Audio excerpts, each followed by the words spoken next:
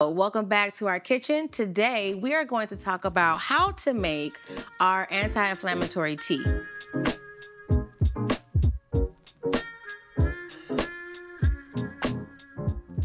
It's a way to basically keep yourself in balance, right? Everybody is walking around inflamed. If you eat fried food, if you eat fast food, if you eat other people's food more than your own, fried, dyed, and laid to the side, honey, you're inflamed, right? And so what we want to do is we want to make sure that we're taking care of ourselves every single day by reducing the inflammation in the body. So this tea is going to help you do that just fine. So within this tea, I got to look at it, y'all. I have cat's claw, cinnamon, English lavender, ginger root, hawthorn, and turmeric, right? So all of these ingredients are made and put into this tea specifically to help reduce the inflammation in the body, and it's delicious. So I want to show you the different ways to make this tea, right? So tea can be made in numerous different ways. You can single batch, you can double batch, you can make a full batch, and then you can also do iced tea if you want. One thing to know about this tea, this bag, this 3.5 ounce bag, you don't need a lot. 1 teaspoon is all you need. You don't need a tablespoon, you don't need 2, you don't have to go stronger as you progress. 1 teaspoon. Also, another tip is you can reuse your herbs. That's how strong these herbs are. Do it once, especially if you're gonna do it in a little tea bag, which we'll show you in a second. You can literally keep that in the tea bag and then reuse it later in the day if you want another cup of tea. So let's make a single serving amount of tea. All you need to do, get yourself, it doesn't have to be a fancy tablespoon or a teaspoon or anything like that. It could be anything you have. We're just gonna scoop in, all right? That's all you need. These are reusable. You can find these on Amazon. You can find these pretty much anywhere, but I definitely think you should get them on Amazon. They're not that expensive. We're gonna put this in here. All right? We're gonna pull that tie so that the herbs don't get loose.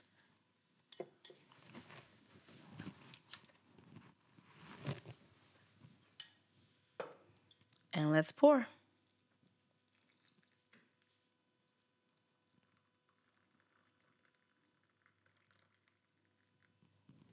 Now, let this steep for about 5 to 10 minutes. The longer, the better. The thicker the bag is, the longer it's gonna take for it to steep.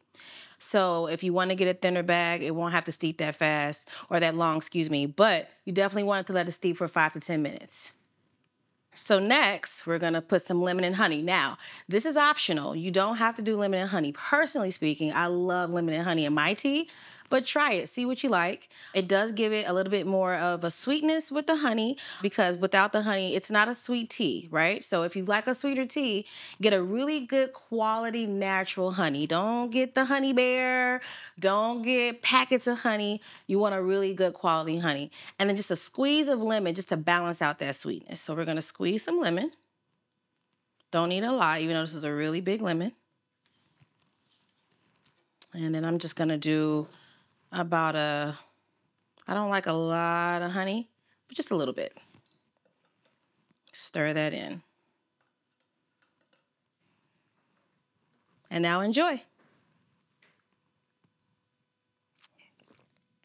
1 cup a day is all you need, maybe 2 if you really want to feel fancy, but this is really good, especially in the morning.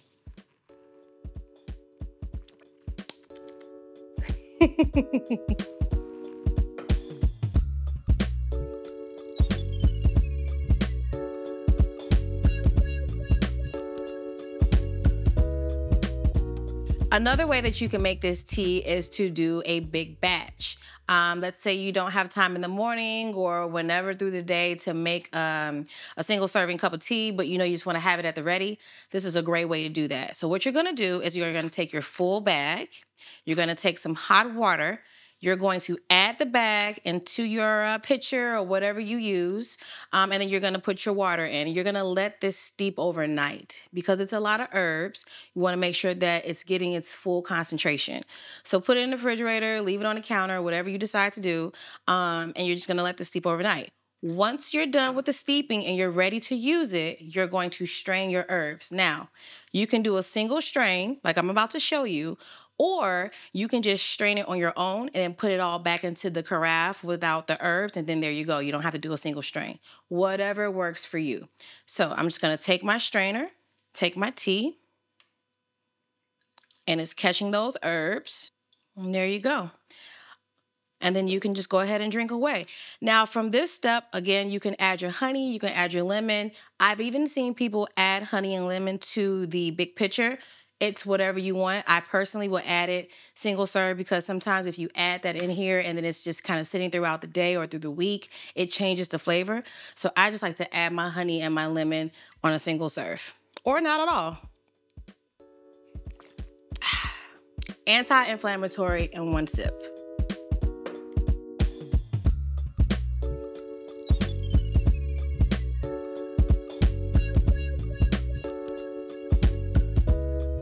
The last way that you can make this tea is to make it iced.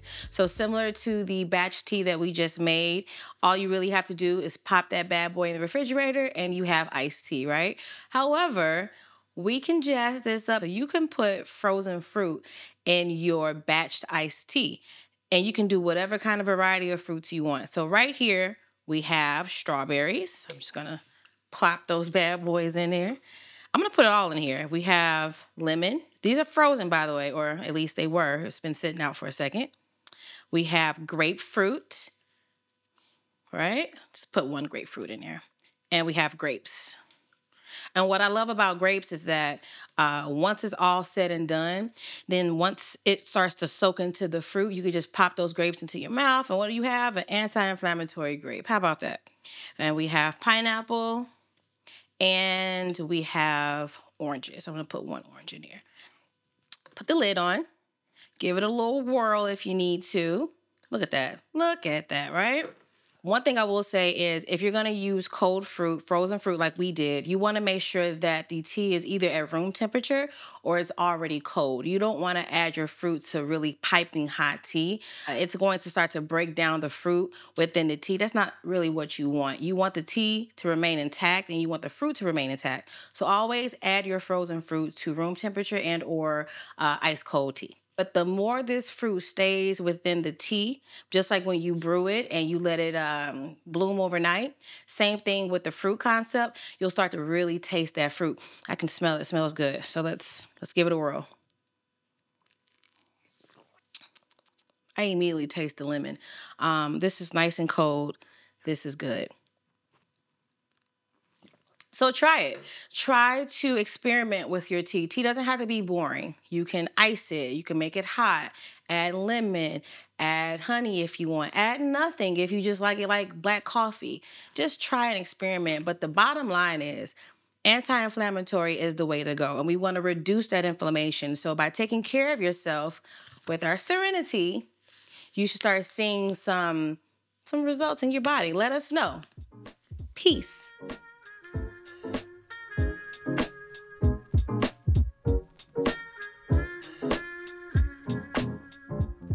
I don't think you need to do it again. Look at you wanting to do it.